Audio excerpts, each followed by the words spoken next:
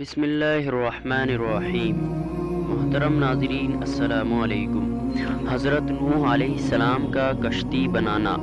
اللہ نے وحی کے ذریعے ان کی رہنمائی کی وہ اس طرح کرے، اور مزید تعلیم کے لیے جبرائیل علیہ السلام کو بھیج دیا۔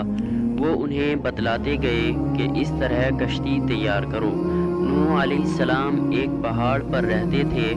ان کے ارد گرد درخت نہیں تھے، نہ پانی تھا، چنانچہ انہوں نے بہت سے درخت اگائے، پھر ان کو کاٹا اور پہاڑ پر بیٹھ کر کشتی تیار کرتے رہے۔ آپ بڑے بڑے تختے بناتے اور لوہا لاتے اور ان سے کیل تیار کرتے، پھر ان کیلوں کو تختوں میں ٹھوکتے، آپس میں ان تختوں کو ملا لیتے، یہاں تک کہ ایک بہت بڑی اور مضبوط کشتی تیار ہو گئی۔ ایک روایت کے مطابق نوح علیہ السلام نے اس کو 100 سال میں تیار کیا۔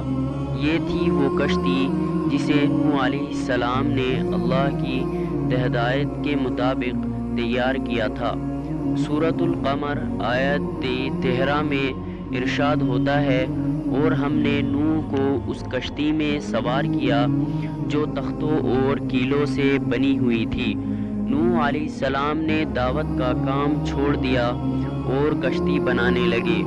وہ لوگ جب انہیں بناتے دیکھتے تو ان کا مذاق اڑاتے، کہتے، نوح پہلے تو نبی تھا، اب بڑئی بن گیا۔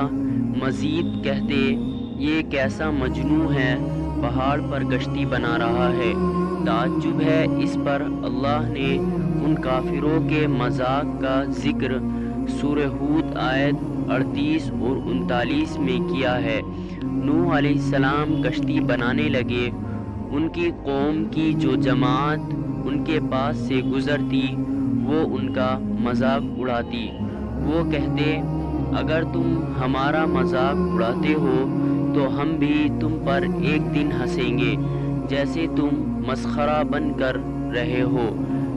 تمہیں بہت جلد معلوم ہو جائے گا کہ کس پر عذاب آئے گا جو اسے رسوا کرے اور اس پر ہمیشہ کا عذاب اتر آئے۔ نوح علیہ السلام کی کشتی کا حلیہ۔ اس کشتی کا حلیہ ابن عباس رضی اللہ تعالی عنہما سے ایک روایت میں یوں آیا ہے۔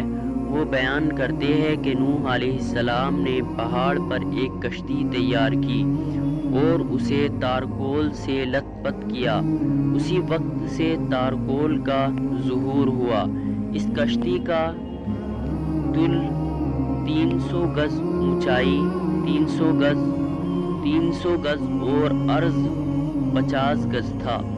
ایک اندازے کے مطابق اس کی لمبائی 1 کلومیٹر سے زیادہ تھی، اور اس کی بلندی اور گہرائی کے بارے میں کہا گیا ہے کہ 33 ہاتھ تھی، اور یہ کشتی عام کشتیوں کی طرح اوپر سے کھلی ہوئی نہیں تھی، بلکہ جس طرح اس کو نیچے سے بند کیا گیا تھا اسی طرح اوپر سے بھی بند کیا گیا تھا، تاکہ اوپر سے جو بارش برسے وہ انہیں نقصان نہ دے، اور جس طرح نیچے والے غرق ہونے سے محفوظ رہے اسی طرح اوپر والے بھی محفوظ رہے۔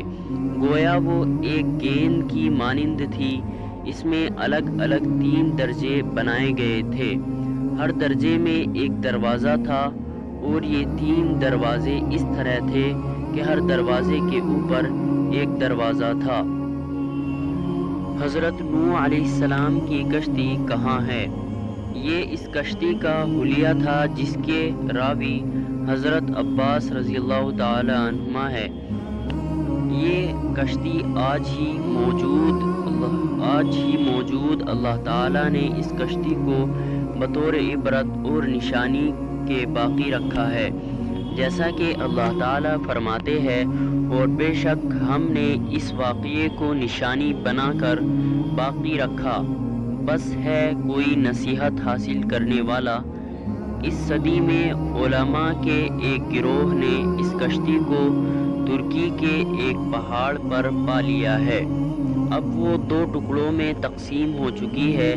اس کا حلیہ وہی تھا جو بیان ہوا، اللہ کا فرمان سچا ثابت ہو گیا کہ ہم نے اس کو نشانی بنا کر باقی رکھا ہے۔ اس کے بعد طوفان آیا۔ اللہ تعالیٰ نے نوح علیہ السلام کو اس طوفان کے ظہور کی ایک نشانی اور علامت بتلائی تھی۔ نوح علیہ السلام کے گھر میں ایک تنور تھا۔ اللہ نے فرمایا، جب یہ تنور جوش مارنے لگے اور پانی اسے ابلنے لگے تو سمجھ لینا اللہ کا وعدہ آ گیا۔ چنانچہ اس وقت مومن کو اور اپنے اہل احار کو اور زمین پر بسنے والے تمام جانوروں کا جوڑا جوڑا اس کشتی میں سوار کر لینا۔ تنور سے کیا مراد ہے، اس کے متعلق مفسرین میں اختلاف ہے۔ بعض کہتے ہیں کہ اس سے مراد ایک چشمہ ہے جو زمین سے نکلتا ہے، لیکن راز روایت کے مطابق اس سے مراد معروف تنور ہے جس میں آگ جلا کر روٹیاں پکائی جاتی ہے۔